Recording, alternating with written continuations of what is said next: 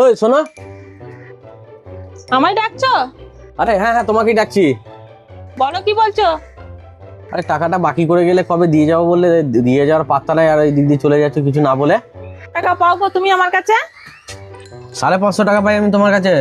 লাখ টাকা তো তুমি পাও না, 550 টাকার জন্য তুমি ওই রাস্তা থেকে ওরকম করে ডাকবে? আমাদের মান সম্মান নেই? তা আমি পাই, আমি চাইবো না? আর তোমাকে কবে থেকে বলছি পয়সাটা দিয়ে যেতে, তুমি বললে নিয়ে গিয়ে যে আমি এক্ষুনি দিয়ে যাচ্ছি, দিয়ে এতদিন করে দিলে, তাহলে আমি কি করো? তুমি তো আর দোকানে আসছো না, তাহলে তো আমাকে ওইভাবেই ডাকতে হবে। তুমি টাকা পাও নেবে, কিন্তু তুমি তো একটা ব্যবসাদার, তুমি তো ব্যবসা করছো।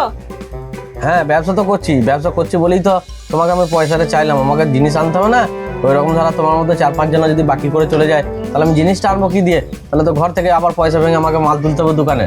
হ্যাঁ, এতক্ষণে ঠিক কথা বলেছো। তুমি যেমন একটা ব্যবসাদার, আমিও তেমন একটা ব্যবসাদার। আরে তুমি আবার কি ব্যবসাদার? তোমাকে তো ঘুরে ঘুরে বেড়াতে দেখি আমি, তুমি আবার কি ব্যবসা করো? তোমার কপাল ভালো, তোমার কাছে আমি 550 টাকা বাকি করেছি। এই বাজারে প্রায় 20 থেকে 30টা দোকানে আমি ধার করে করে বেড়াই। এই ধার করে করে বেড়ানোটাই আমার হচ্ছে ব্যবসা, বুঝলে?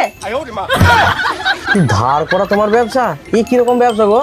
হ্যাঁ, আমিও একটা ব্যবসাদার। তুমি যেমন এই দোকানে 5 লাখ টাকা মাল নিয়ে বসে আছো না, ঠিক একই রকম এই মাথার ওপরে আমি বাজারে 30 লাখ টাকা দেনা নিয়ে আমি ঘুরে ঘুরে বেড়াচ্ছি। তুমি টাকা পাও তো বারবার চাইবে নাকি? আমার যখন টাইম হবে আমি তোমাকে এসে দিয়ে যাব।